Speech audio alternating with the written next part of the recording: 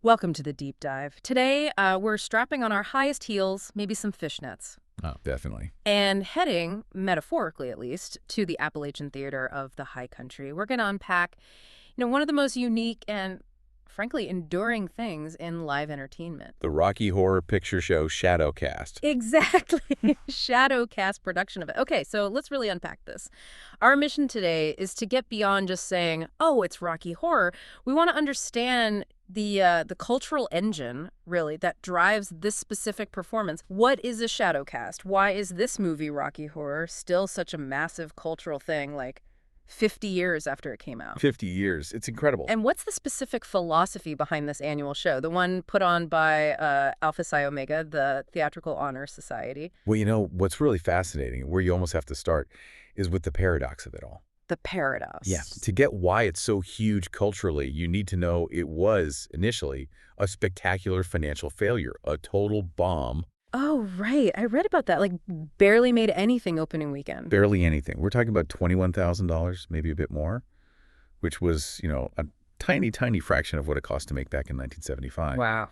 So it completely failed by all the usual metrics. But, and this is the key, it succeeded in this other, arguably much more important way. It ended up creating this essential safe space, a haven for people who felt, well, maybe a bit outside the mainstream. Disenfranchised, maybe. Yeah, disenfranchised, different. As the director of this show puts it, for those who feel a little bit different, it just somehow found the people it needed to find. That pivot from flop to, like, cultural necessity, Yeah. that's the story. That's absolutely the core of it. Okay, so that brings us to this production itself. Let's nail down, for anyone listening who hasn't seen this kind of thing, what exactly is a Shadowcast? Because it's not just a stage play, right? No, not at all. It's really a live remix, almost. Okay. Explain that. So you've got the original movie playing on a big screen, usually behind the actors. Right. But then, on stage, you have live actors. People like Ava Dixon playing Janet Weiss, Casper Zukowski as Brad Majors. Got it. And they reenact the entire movie, live, right there in front of the screen. They mimic the actions, the expressions, sometimes down to the smallest detail. So they're literally casting a shadow of the film. Exactly, casting a shadow. But it's more than just mimicry. Often they add their own flair, maybe some improvised lines or movements that sync up in this really cool, sometimes chaotic way. It makes it feel completely new, even if you've seen the movie 100 times. So it's this sort of meta experience, film and live performance happening at once. Precisely. And this particular production, being their 4th annual one, it shows they're really committed to getting that authentic late-night cult movie feel. How so? Well, look at the schedule they've set up. They have the standard evening show, sure, Friday and Saturday. Okay. But the real deal, the one that taps into that tradition, is the late show on Saturday. Starts at 11 p.m. Midnight showing, basically.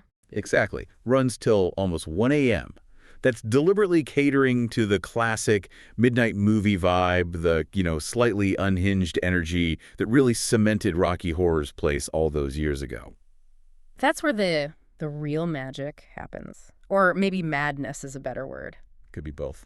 And guiding this descent into madness, as you put it, is the director, Echo Mcarthur.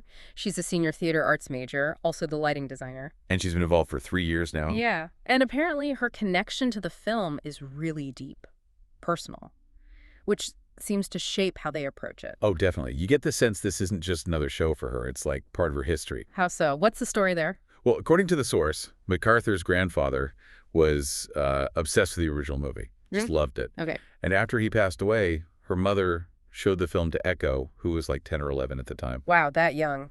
For Rocky Horror. Oh, yeah, she even admits it was probably too young. But it was a way for her mother to, keep that connection with her father alive, share something he loved.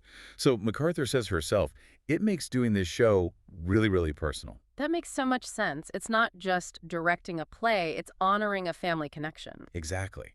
And understanding that really unlocks the philosophy behind this production. You see how that emotional weight gets passed down. It's why Rocky Horror has lasted. It's personal for so many people. So MacArthur isn't aiming for, like, a perfect, polished replica. Not primarily, no. Yeah. It sounds like she's focused much more on the soul of the show, the feeling. She actually says the cast uses 3 words as their guide, their principles. Okay, what are they? Filth, horror, and glamour. Filth, horror, and glamour. Okay, that That actually sums up Rocky Horror pretty perfectly, doesn't It it? really does. It captures that whole wild, chaotic, yet somehow stylish energy of the film and the experience. But what does that philosophy, filth, horror, glamour, what does it mean for the audience, for Right. someone buying a ticket? It means freedom, basically, total freedom. Those three words, they directly tie into the main goal of the show, Which, which is, in MacArthur's words, providing a space to be a freak. okay, bold. Yeah, and the promise that comes with that is crucial. Attendees aren't going to be judged, period. It's about creating that genuine haven, recognizing that for decades, the film's main job has been to be a non-judgmental space for people who maybe feel marginalized or misunderstood or just different. So putting on the show is kind of like an act of cultural preservation, keeping that space alive. I think that's a great way to put it, yes. And that commitment, that dedication to the safe space aspect, and helps explain how this film went from that disastrous opening weekend Total flop. to becoming this cultural titan, especially, as you mentioned, within the LGBTQ plus community. We're talking half a century of impact. Absolutely. It's fascinating how failure in the mainstream market actually allowed it to be claimed, Yeah. claimed by smaller, more specific communities who saw something in it they needed. Like what specifically? Well, think about 1975. It offered this blast of queer energy, camp aesthetics, gender fluidity, and just outright weirdness at a time when you really couldn't find that easily in mainstream culture. Right. It filled a void. Completely. It created its own little world, its own ecosystem. It became this living, breathing archive of like rebellion and performance art and figuring yourself out. And you can see that rebellious energy in how the cast approaches it too, right? Like you mentioned Kiana King, who plays Rocky. Yeah, a sophomore theater performance major. The sources say she uses her dance background to do acrobatic tricks during the show. Right, which tells you this isn't just reciting lines. It demands this full-on physical, maybe even boundary-pushing kind of commitment. It has to match the film's energy. It really speaks to the themes of the movie itself, then. Absolutely. Its power doesn't come from, slick Hollywood production. It comes from the fact that it touches on things and subjects and themes, as one source puts it, that are just never really addressed in most movies, even now, arguably. It pokes the bear. It pokes the bear, it questions everything, it celebrates being an outsider, and that's why it keeps connecting. It's like the film has this weird gravity. It just keeps finding the people it needs to find, generation after generation.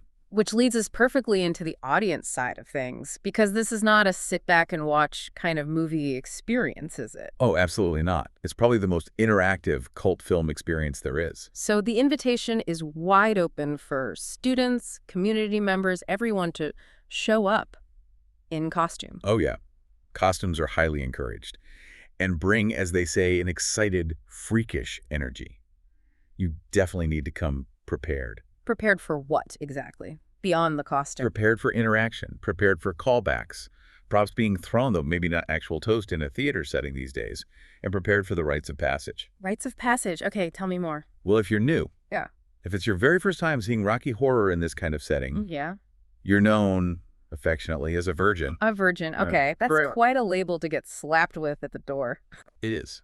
And they make sure people know, newcomers, the virgins, they often get marked, usually with a big red lipstick V right on their forehead. Oh, wow. So everyone knows you're new.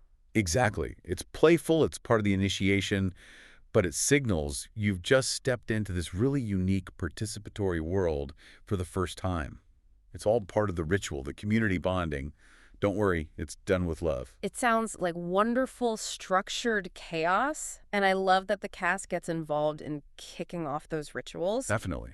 Now, obviously, given we're talking about filth, horror, and glamour, and the film itself, there's some practical things to note, right? Like age restrictions. Yes, that's important.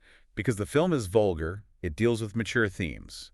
The venue requires ticket purchasers to be 18 or older. That just underlines the kind of raw, unapologetic content we're dealing with here. It's not for kids. Got it. And that rawness, that kind of let it all hang out philosophy, it doesn't just apply to the audience, it's there behind the scenes too. How do you mean? The director, MacArthur, she really emphasizes that they develop the show very collaboratively.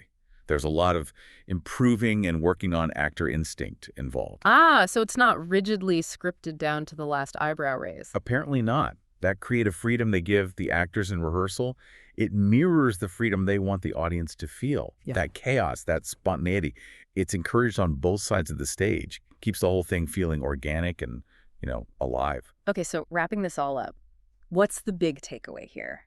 This deep dive, it really shows how a movie can completely bypass traditional success. Completely. Yeah, and Yeah. still become this like immortal cultural force. Hmm. Rocky Horror went from being a financial footnote to basically defining a cultural movement for certain groups. Hmm.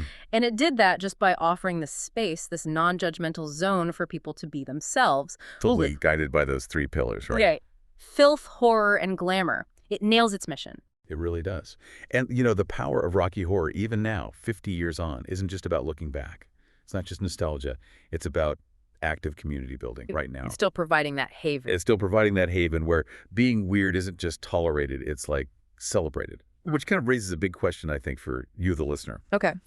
If Rocky Horror cemented itself as this vital physical space for the unconventional, for being a freak, what's filling that role today? Yeah. Especially in our super digital, often very filtered world, are there new, maybe unconventional art forms or online spaces or something else entirely that are becoming the new non-judgmental zones, the new places where the next generation is finding that same freedom to just be? That's a really interesting thought to end on. Where are the new Rocky Horrors? Something to think about.